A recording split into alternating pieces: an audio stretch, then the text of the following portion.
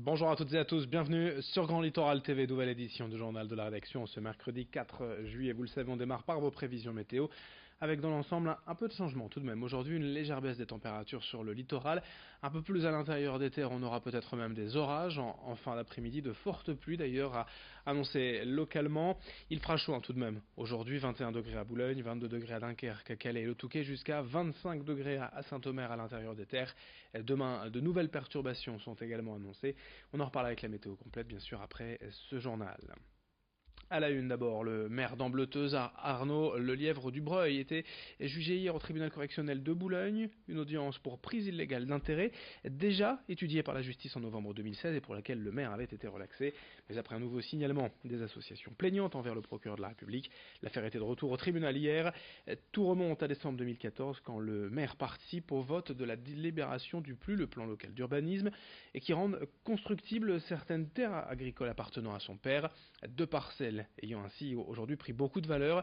Les trois associations à l'origine de la plainte dénoncent donc un conflit d'intérêts. Explication au micro de Louis Caillé. Il y a, comme le procureur l'a dit, une infraction constituée et un élu est un justiciable comme un autre et donc il doit rendre compte de ses actes comme un autre justiciable. Peut-être même plus encore qu'un autre justiciable parce qu'il a une position publique et donc il a vis-à-vis des gens un devoir d'exemplarité. Et je crois que c'est ça aujourd'hui que je retiens de cette audience, c'est qu'elle peut servir en effet d'exemple à un certain nombre d'élus qui méconnaissent parfois, je dirais par l'exercice du pouvoir, c'est un peu un entraînement fatal, qui méconnaissent parfois la loi. Je pense que c'est les aider que de leur rappeler de temps en temps qu'il y a des lois et qu'elles s'appliquent à tous les citoyens, quels qu'ils soient. Et hier donc à Boulogne, le jugement a été mis en délibéré au 12 juillet. Et dans une semaine, en attendant, ni le maire d'Ambleteuse ni ses avocats n'ont souhaité s'exprimer malgré les sollicitations de nos journalistes sur place.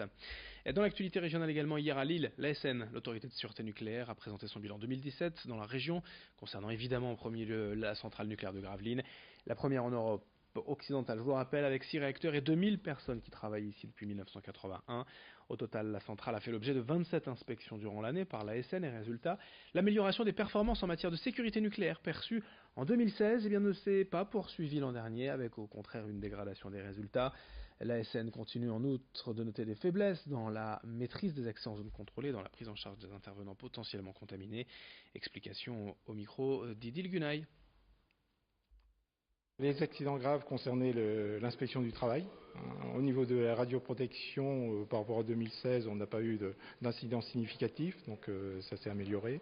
C'était au niveau des chantiers, il y avait un chantier de sablage d'un réservoir, donc c'est des accidents hors de la zone nucléaire, et puis c'était des chantiers de voies et réseaux. En fait, c'était à l'intérieur d'une tranchée pour passer des câbles, donc bien en dehors de la partie nucléaire, je dirais, de l'installation. Autre info, le département du Nord vient de voter la semaine dernière le projet Active Emploi en test durant les 6 prochains mois. Il doit permettre aux bénéficiaires du RSA ayant retrouvé un travail de bénéficier d'une aide à la mobilité et d'une aide à la garde de chacune 150 €. Près de 109 000 personnes sont aujourd'hui concernées par le RSA dans le Nord avec cette aide d'un budget global de 500 000 €. L'objectif est de toucher 3 000 bénéficiaires d'ici les 6 prochains mois. Explication avec Doriane Bécu, vice-présidente du conseil départemental du Nord au micro de Xavier Silly. Donc on a voté vendredi une aide qui s'appelle Active Emploi, qui permet aux allocataires de couvrir les premiers frais. Quand vous êtes allocataire RSA et que vous touchez de moins de 600 € par mois, vous retrouvez un travail du jour au lendemain.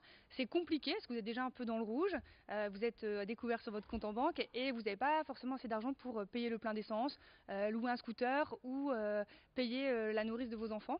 Et donc cette aide, qui peut aller jusqu'à 150 €, peut être mobilisée en moins de 48 heures en accord avec le référent RSA qui accompagne l'allocataire et le département. On voulait vraiment quelque chose de très réactif. On enchaîne avec toute autre chose dans ce journal sur Grand Littoral TV. Quelques images d'un nouveau bar éphémère sur la plage du Portel. Pour l'été, le Château de Sable Beach Club ouvre sa terrasse et propose ses transats les pieds dans le sable avec de quoi se désaltérer, se restaurer face à la mer. C'est Frédéric Bourguin qui a eu l'idée de ce bar, constatant qu'il y en avait assez peu sur le littoral de la Côte d'Opale, alors que dans le sud de la France, ce genre d'établissement fleurit depuis plusieurs années. Le Beach Club a donc ouvert samedi dernier à l'occasion du match de foot de la Coupe du Monde France-Argentine et restera ouvert tout l'été avec 80 places. Un esprit résolument détendu, le concept devrait séduire durant les prochaines semaines. Présentation au micro de Corentin Escaillé. C'est ce que je voulais, c'est-à-dire que les gens se sentent dépaysés et c'est vraiment ce qu'on ressent, ce qu'on nous dit, ce qu'on a comme feedback, le dépaysement, voilà, ça c'est chouette, puis c'est important de valoriser cette belle plage du Portel qui est pas connue de tous et qui j'espère va être mise en valeur grâce aussi au bar. Nous on arrête fin septembre, c'est dans le contrat avec la mairie et donc après tout ça disparaît pendant l'hiver. Et sera réinstallé au printemps prochain. Et puis on termine avec la 3e édition régionale de la Cup des routiers. Hier à Hénin-Beaumont, 20 chauffeurs poids lourds issus des différentes entreprises de transport de la région se sont affrontés au gré d'épreuves théoriques et pratiques. Le vainqueur représentera donc les Hauts-de-France à l'épreuve nationale le 27 septembre et sachez qu'il a de bonnes chances d'être désigné meilleur routier de France car lors des 2 précédentes éditions, à chaque fois, le vainqueur venait de la région. Les épreuves hier avaient lieu sur le site d'Astral, société de formation, transport et logistique, qui forme environ 80 chauffeurs routiers chaque année. Explication quant à ces épreuves hier présentées au micro de Brio Gorchi. Le matin, on a validé des épreuves théoriques. L'idée, c'était de valider un peu les connaissances en termes de réglementation, de connaissances sur la santé, sécurité, etc. Donc c'était sous forme de quiz. Ça, c'était la partie théorique. Et là, on est plus sur des parties très pratiques, des conduites, de la manutention, la conduite sur des véhicules articulés, donc sur route, et aussi sur le simulateur de conduite. Le simulateur de conduite, je trouve ça très intéressant parce qu'on peut être sur des types de conduite qu'on ne ferait pas en réalité. Conduite en montagne, en temps de pluie, sur verglas, et du coup ça permet de pousser assez loin les compétences des conducteurs. Fin de ce journal, merci à vous de l'avoir suivi. Dans un instant. La suite, bien évidemment, vos prévisions météo complètes. Dès le prochain quart d'heure, un nouveau point sur l'actualité régionale. Très belle journée à toutes et à tous, ensemble évidemment sur Grand Littoral TV.